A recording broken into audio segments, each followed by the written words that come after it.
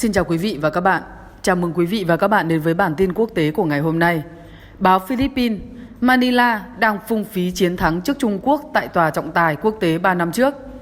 3 năm sau chiến thắng trước Trung Quốc, những gì Philippines đạt được dường như trái ngược với thắng lợi hợp pháp của họ tại tòa trọng tài thường trực La Haye. Chính quyền hiện tại không làm gì để thực thi phán quyết cách đây 3 năm. Các hành vi vô ý hoặc cố ý của họ đang làm dấy lên nguy cơ từ bỏ hoặc giảm nhẹ phán quyết của tòa trọng tài. Phó Chánh án Tòa án tối cao Philippines Antonio Carpio phát biểu đúng dịp Philippines kỷ niệm 3 năm Tòa trọng tài quốc tế ở La Haye ra phán quyết bác bỏ các yêu sách chủ quyền phi pháp của Trung Quốc đối với Biển Đông. Chúng tôi đang làm suy yếu vị thế của mình bằng cách để Trung Quốc đánh bắt trong vùng đặc quyền kinh tế EEZ, ông Carpio cho hay. Trong khi đó, cựu Ngoại trưởng Albert del Rosario cho rằng thắng lợi của Philippines cách đây 3 năm đang bị gác lại, kéo theo là những hành vi đe dọa và bắt nạt trái phép ở Biển Đông. Tuyên bố của Phó Chánh án và cựu Ngoại trưởng Philippines đưa ra sau khi Tổng thống Rodrigo Duterte mới đây cho biết ông cho phép Trung Quốc tiếp tục đánh cá ở vùng đặc quyền kinh tế Philippines bất chấp căng thẳng giữa hai nước sau vụ tàu cá của nước này bị đâm chìm ở bãi cỏ rong. Phủ Tổng thống Philippines sau đó đã cải chính tuyên bố này, nhưng bản thân ông Duterte chưa hề lên tiếng. Lời bố cáo trên của ông Duterte dường như đi ngược lại với phán quyết của Tòa La Haye hôm 12 tháng 7 năm 2016, tuyên bố duy trì các quyền của Philippines với vùng đặc quyền kinh tế 200 hải lý của Philippines theo Công ước Liên Hợp Quốc về luật biển UNCLOS.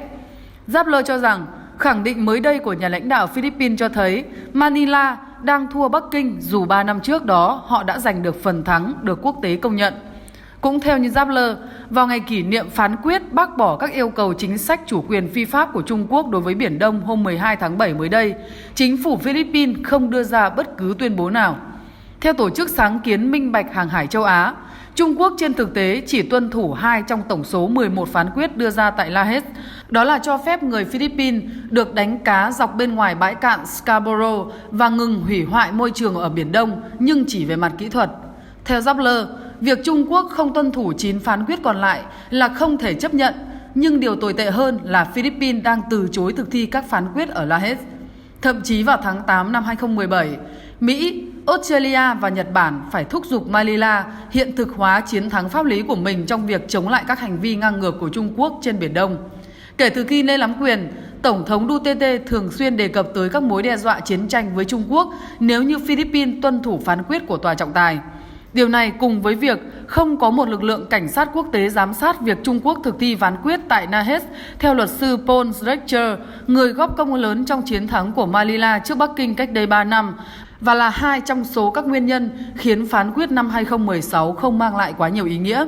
Làm thế nào bạn có thể khiến một đất nước lớn, mạnh tuân thủ nghĩa vụ của họ, đặc biệt khi bạn là quốc gia nhỏ hơn, yếu thế hơn?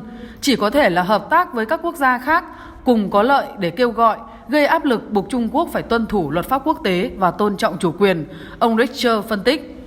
Ông Richter gợi ý, Philippines có thể bắt tay với Indonesia, Việt Nam và các quốc gia Đông Nam Á có chung lợi ích với Manila để ngăn cản một Trung Quốc với dã tâm bành trướng khu vực đang ngày càng lộ rõ.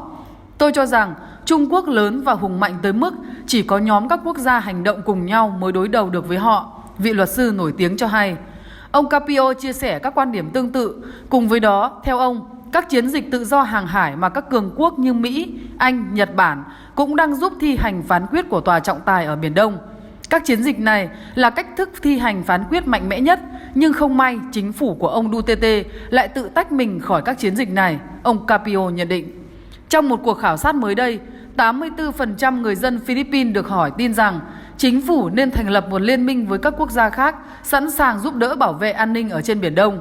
Theo Rappner, đây có thể sẽ là một phương án hiệu quả nếu nhìn vào thực tế hiện nay rằng Trung Quốc đang rất ngán các liên minh đa phương. Họ thích các cuộc đàm phán song phương với các nước láng giềng yếu ớt hơn. Theo luật sư Richter, Philippines với tư cách là một quốc gia có chủ quyền, có quyền lựa chọn cách tiếp cận tốt nhất để đối phó với Trung Quốc. Tuy nhiên, người ta hy vọng rằng sẽ có một phương án vừa đảm bảo lợi ích kinh tế từ Trung Quốc, vừa không giảm thiểu các quyền chủ quyền của Philippines cũng như mở rộng các nỗ lực giành chiến thắng trên Biển Đông, ông nói.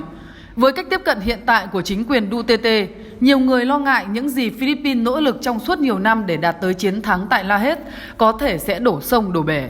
Nhưng ông Rachel cho rằng không phải vậy. Có những lợi ích rất tích cực từ phán quyết đó, chẳng hạn như việc ngư dân Philippines đánh cá một lần nữa tại bãi cạn Scarborough. Cùng với đó, các quyền rõ ràng và vững chắc của Philippines mãi mãi được thiết lập ở Biển Đông.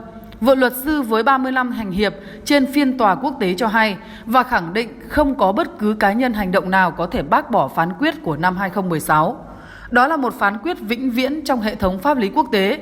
Chỉ có thắc mắc rằng liệu Philippines có quyết định hưởng các quyền lợi từ phán quyết này hay không, ông nói. Vị luật sư tốt nghiệp trường luật Harvard khẳng định, dựa trên sự hiểu biết của ông, chính phủ Philippines không từ bỏ bất cứ phán quyết nào, chỉ có chăng Manila không thể thực hiện các quyền mà mình được hưởng một cách đầy đủ và điều này đang tạo ra khoảng trống mà Trung Quốc thích thú lấp đầy. Các quyền sẽ luôn là của Philippines và nó sẽ tùy thuộc vào việc Philippines khi nào và như thế nào thực thi và củng cố chúng, ông cho hay. Thông tin sẽ được chúng tôi tiếp tục cập nhật thêm. Cảm ơn quý vị và các bạn đã theo dõi tin tức quốc tế của ngày hôm nay. Các bạn nhớ đừng quên ấn like và đăng ký kênh để theo dõi những tin tức mới nhất, ủng hộ kênh nhé. Chúc các bạn một ngày vui vẻ.